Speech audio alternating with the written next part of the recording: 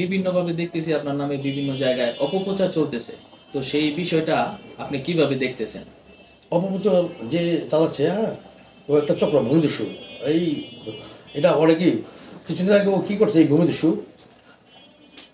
ভূমিদস্যু আওয়ামী লীগের পেতাত্তা ও ও দেখবেন মান্নাফি আলো, তারপরে শেখ তোবা, শেখ হাসিনার আপন মামতো ভাই, ওর সাথে ছবি আগে দেখাই দিয়ে আমি ডকুমেন্টারি দিচ্ছি আপনাকে। সবার সাথে ওর ছবি, আর 15ই আগস্ট, বেশ কয়েকটা 15ই আগস্ট করছে শেখ মুজিবের, হ্যাঁ। ও এখন দাবি করে বিএমপি, ও বলে বিএমপি নেতা। ও আমাদের বড় প্রোগ্রামগুলি, আমি যে সব প্রোগ্রামে ছিলাম ওইখানে গিয়া কী করছে, লাঠির মধ্যে একটা ফ্ল্যাগ নিয়ে আমাদের লোকজনের জিজ্ঞেস করে, তখন তো আমরা বুঝতে পারিনি, সামনে গিয়ে তুলছে, হ্যাঁ। ওই ছবিগুলো ছেড়ে বলে কি এই যে আমি আসছিলাম। আচ্ছা, তো তুই দাবি করতে আমি আওয়ামী লীগের সাথে আঘাত করছি, তাহলে আমি যদি আওয়ামী লীগের সাথে আঘাত করি, তো তুই আমার আমার মিছিলের মধ্যে ফ্ল্যাগ নিয়ে দাবি করছিস কে? তুই আমার সাথে যে বিএমপি করছিস, তো ও যদি দেখাইতে পারে যে কোনোদিন বিএমপি করছে বা একটা সদস্য পদ আছে, ওর সব কথা আমি মেনে নেব সত্য, যদি দেখাইতে পারে।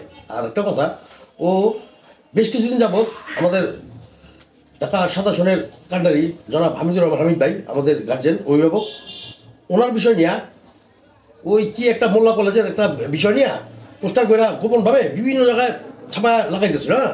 আমরা ধরতে পারতেছিলাম না, অনেকদিন যাবৎ অনেক চেষ্টা করে ধরতে পারতেছিলাম না, আর টোকাই টোকাই গিয়ে লাগাইতো। আর ভোর রাত্রে গিয়ে ভালো মানুষ জাগনা থাকে, ধরতে পারি না, ধরতে পারি না। তারপরে কী করতে আবার আমার পোস্টার লাগাইছে, আমার দুই ভাই ছবি দিয়া বিভিন্ন আজেবাজে কথা লেখা। এই যে সামাজিকভাবে হ্যাপি করার জন্য এই যে কাজগুলি ও করছে, আমরা ধরতে পারতেছিলাম না। এই যে ও এখন ও ওপেন হয়েছে এই যে বিষয় নিয়ে, বুঝলি কি, ওই 222 221 একটা হোল্ডিং আছে। এই হোল্ডিংয়ে বিভিন্ন এই অনেকদিন যাবৎ একটা পরিবার ছিল, মুক্তিযোদ্ধা পরিবার। এই পরিবারকে ও ভাই করে ওই পরিবারের মালটা লুট করে মামলা করছে পরিবার। সব কিছু ডকুমেন্ট আছে, আমি যে কথাগুলি বলতেছি না, প্রমাণ সহকারে কিন্তু বলতেছি। আমি যদি একটা কথা বলি, যদি কথার কোনো প্রমাণ না থাকে, জি। মানুষ যদি এই কথার প্রমাণ না পায়, কারণ আমি প্রতিনিধিত্ব করছি, তো মানুষের কাছে কিন্তু হালকা হয়ে যেতে দিব, কথা কই দিব প্রমাণ সহকারে। তাই এই তখন একটা ডিসি ছিল ইব্রাহিম, আর এই লুটতারাজ করার জন্য ওই ডিসি ইব্রাহিম নিরূপ ভূমিকার কারণে ওরা লুটতারাজ করতে পারছে। ওই ডিসি ইব্রাহিম ওনার আগে ভালো টাকা ঘুষ দিয়েছিল, এটা এটা পরে প্রমাণিত হওয়ার পরে শাস্তি হয়েছিল শুনছি আমি, হ্যাঁ। এটা কিন্তু আলোচিত বিষয়টা, ডিসি ইব্রাহিম যে শাস্তি হয়েছে বিষয়টা খুব আলোচিত। পরে এই পরিবারটা 5 কোটি টাকার মামলা লুট করছিল। ও যে একটা জাদুরি করছিল, ওই জাদুরিটা বাদ হয়েছে। অনেক তদন্ত করার পরে অনেকগুলি মিডিয়ার মধ্যে আসছে। ইদানিং পত্রিকা একটা পরে হিন্দু পরিবার বানায় না, হঠাৎ 5-6 জন লোক প্রেস ক্লাবে দাঁড় করায় মানববন্ধন করে দিচ্ছে, হ্যাঁ। আমাদের পার্টির চেয়ারম্যান জনাব, পার্টির ভারপ্রাপ্ত যে চেয়ারম্যান জনাব তারেক রহমান, ওনার যে নির্দেশনা, হ্যাঁ। তাছাড়া আমার দলের যে হাইকমান্ড, ওনারা কি অন্ধ? আমি যে এত বড় একটা অপকর্ম করার পরে ওনারা দেখবো না, জানবো না, বুঝবো না এই বিষয়গুলি?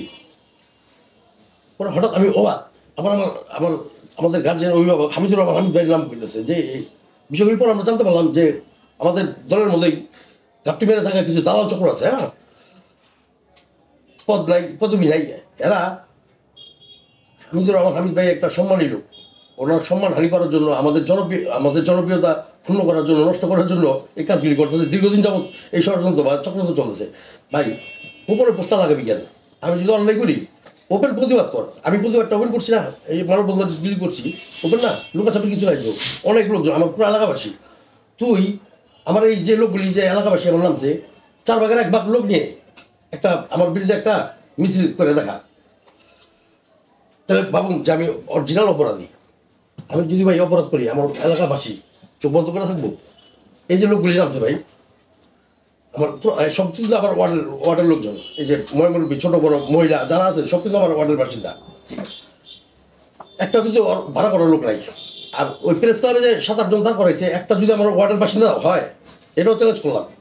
একটা লোক যদি আমার ওয়ার্ডের বাসিন্দা হয়, পুরো দায়ভার আমি মাথায় বাইরে নেব যে আমি অপরাধী।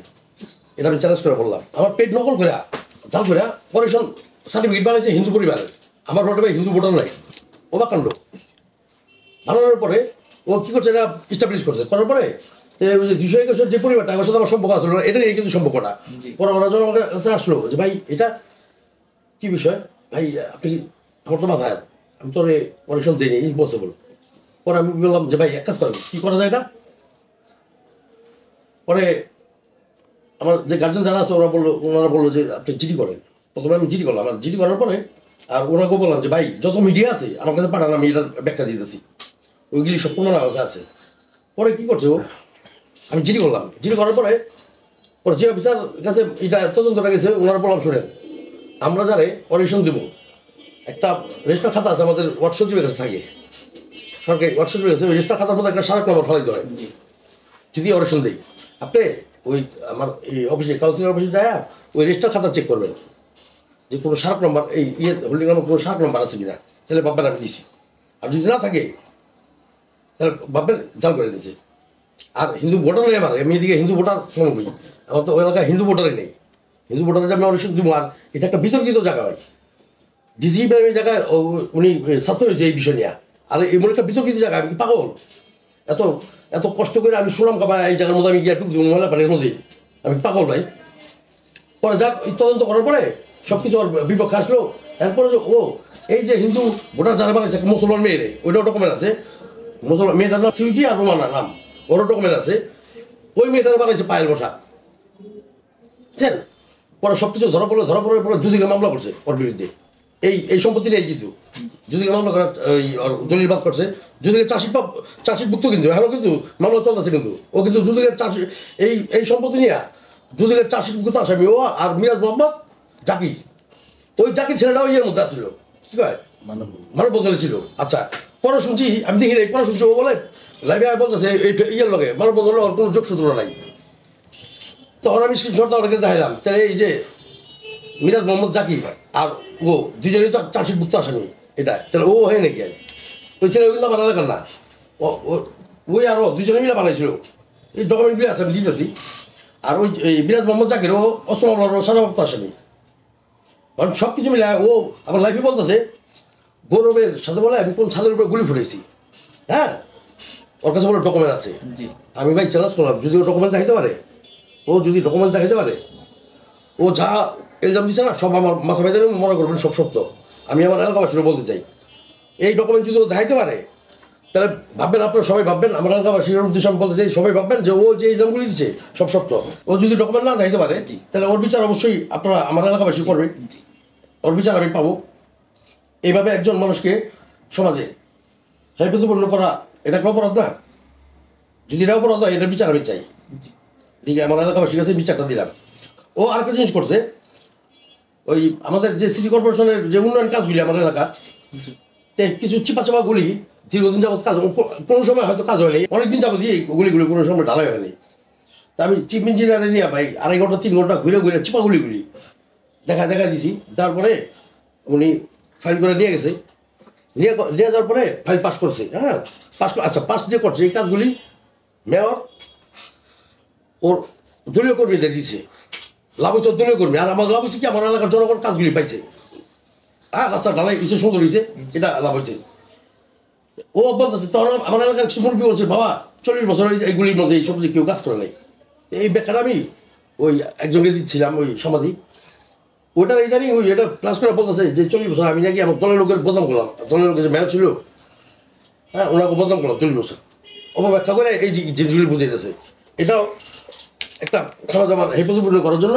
আচ্ছা, আমি যদি আমার এই যে আমি কাউন্সিলর দায়িত্ব পালন করতে গা তাপসের লোক আমার অনেক ছবি আছে, তুই দেখাইতে চাইলে আমার এই দেখা অনেক ছবি আছে না, আমার এলাকায় আসছে না, রোলস হিসাবে তো আমার থাকতে হয়েছে না। ফ্যান্সি সরকার যেই এরা যে জিনিস ওদের সাথে, এখন আমি যদি ভাই কাউন্সিলর গিয়ে করতে চাই, মানুষের সেবা করতে চাই, আমি যদি সিটি কর্পোরেশনের সাথে সম্পর্ক রেখা করতে পারবো না বিচ্ছিন্ন জায়গা।